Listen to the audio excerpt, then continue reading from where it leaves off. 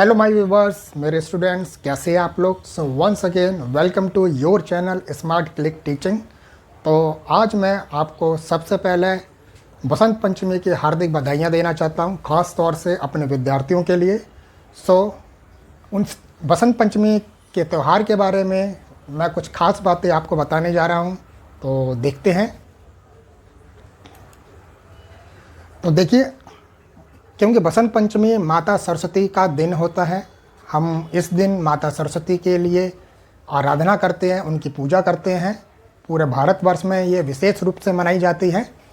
तो माता सरस्वती को प्रसन्न करने के लिए या एक विद्यार्थी अपने माँ सरस्वती की जो आराधना करना चाहता है वो किन मंत्रों से कर सकता है, ये मैं आपको जानकारी देना चाहता हूँ। तो कुछ बेसिक मंत्र है जिससे आपको बहुत ही लाभ प्राप्त होगा, आपके शिक्षा में उन्नति होगी, प्रगति होगी। आइए। पहला है आपका ओम एम सरस्वती नमः। ओके। दूसरा है आपका ओम सरस्वती नमो नमः। तीसरा मंत्र है ओम एम ह्रीं क्लीं महासरस्वती देव्ये नमः। और चौथा मंत्र है आपका सरस्वती नमस्तुभ्यं वरदे काम रूपिणी।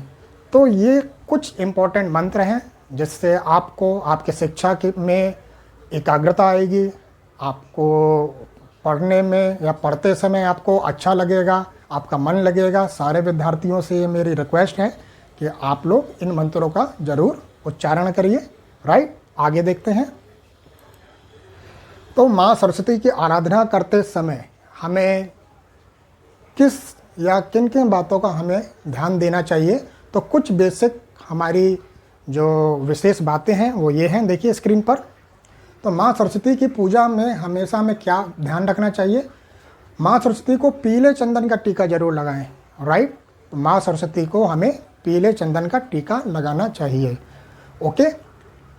माँ सरस्वती को पीले रंग की मिठाइयाँ और पीले रंग के फल चढ़ाएं, क्योंकि माता सरस्वती को बसंती कलर ज़्यादा अच्छा लगता है, बसंती रंग।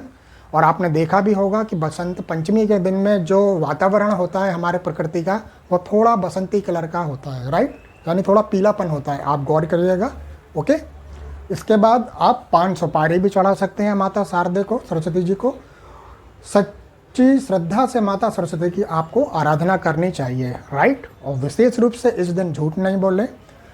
और जो विद्यार्थी जो पहली बार शिक्षा को प्रारंभ कर रहे हैं, छोटे बच्चे, वो इस दिन पूजा को इस दिन अपनी शिक्षा को प्रारंभ भी कर सकते हैं। तो ये बहुत ही अति उत्तम और अच्छा दिन है। राइट। तो इसके अलावा मैं माता शारदे के बारे में मैं यह बताना चाहता हूँ कि माता शारदे 7 स्वर में इनका निवास होता है। 7 स्वर यानी 7 से जो है आपका वो सप्त स्वर जो आपने सुना होगा, सारे गामा पा। राइट, तो सारे गामा पा में आपको अगर आप देखेंगे 7 स्वर में उनका निवास होता है। 7 से रे, रे से आपका मतलब है धरा या वसुंधरा। राइट, तो माता शारदे का वसुंधरा पे निवास है, क्योंकि बसंत पंचमी के दिन वो इस हमारी पृथ्वी पर विचरण करती हैं। ओके। इसके बाद सा रे गा, गा से गंधर्व यानी गंधर्वगण जिनकी पूजा करते हैं माता शारदे को, उनको हम नमन करते हैं। गंधर्वगण भी पूजा करते हैं। पा, पा से यानी पवित्र हैं, पावन हैं। माता शारदे पवित्र भी हैं, पावन भी हैं। राइट। धा, धा यानी धवल वस्त्र। धवल का मतलब होता है श्वेत वस्त्र। तो माता शारदे हमेशा श्वेत वस्त्र धारण करती है। उसमें उनका मेन रीज़न क्या है या हमें क्या समझना चाहिए। श्वेत वस्त्र का मतलब होता है कि कोई भी पार्शलिटी नहीं करनी है किसी से, यानी वो सभी को समान दृष्टि से देखती हैं। श्वेत वस्त्र धारण करती हैं, इसीलिए तो कोई भेदभाव नहीं करती हैं, सभी को ज्ञान देती हैं वो। राइट, यानी उनकी दृष्टि में सभी समान हैं। ओके, इसलिए वो श्वेत वस्त्र धारण करती हैं। लेकिन सिर्फ बसंत पंचमी के दिन वो बसंती रंग का प्रयोग करती हैं। राइट। इसके बाद धा हो गया। नी, नी से यानी नमन, यानी माता शारदे नमन करने योग्य हैं। और सा यानी इस तरह 7 स्वर में माता शारदे का निवास है। राइट, आगे देखते हैं। तो एक आप बच्चों के लिए एक आपने संस्कृत में ये ज़रूर देखा होगा, ये आपका जो श्लोक है काकचेष्टा वको ध्यानम स्वाहानंदा तथैव च अल्पाहार्य ग्रह त्यागी विद्यार्थी पंचलक्षणम। यानी सबसे अच्छे जो 5 जो लक्षण हैं एक विद्यार्थी पर क्या होने चाहिए। तो ये जो श्लोक है ये विद्यार्थियों के लिए 5 लक्षणों के बारे में बताता है कि एक अच्छा विद्यार्थी हम किस तरीके से बन सकते हैं। तो उसकी 5 जो बेसिक बात है वो क्या है। देखिए, सबसे पहली चीज़ है कौवे जैसा आपकी चेष्टा होनी चाहिए। यानी जो आपका कौवे जैसी जो चेष्टा है, इसका मतलब ये है कि आपका जो सेंस है वो कौवे जैसा होना चाहिए, यानी बहुत ही अलर्ट होना चाहिए, शार्प माइंडेड होना चाहिए। ओके। दूसरी चीज़, बगुले जैसा ध्यान होना चाहिए। यानी बगले जैसा ध्यान का मतलब है, आपने कभी देखा होगा बगले को कि वो नदी पर या तालाब पर एक पैर पर खड़ा होकर अपना ध्यान लगाता है, एकाग्रता रखता है। किस चीज़ के लिए? कि अगर उसको मछली का शिकार करना है तो ध्यान उसका और कहीं नहीं होता है, सिर्फ वहीं होता है। ठीक उसी प्रकार सभी बच्चों को अपनी पढ़ाई करते समय, अध्ययन करते समय सिर्फ उन्हीं बातों को सोचना है जो आपके सब्जेक्ट के रिलेटिव है। ओके।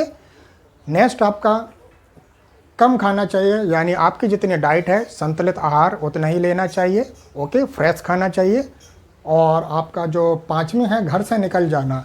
घर से निकल जाने का मतलब ये नहीं है कि आप घर से हमेशा के लिए निकल जाइए। यहाँ पे घर से निकल जाने का मतलब ये है कि आप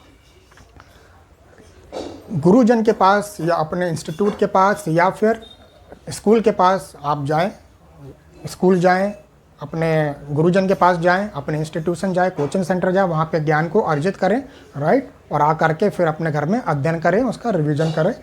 तो ये इसका अर्थ है। तो ये 5 चीज़ें बताई गई हैं एक अच्छे विद्यार्थी के लिए।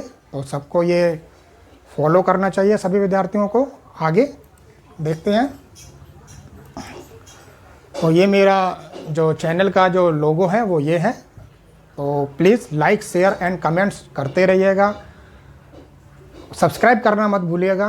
तो go to my channel and subscribe button को दबाइए। वहाँ पे लेटेस्ट वीडियो और नई नई जानकारी के लिए मेरे यूट्यूब चैनल से जुड़े रहिए, स्मार्ट क्लिक टीचिंग। तो जल्द ही मिलता हूँ।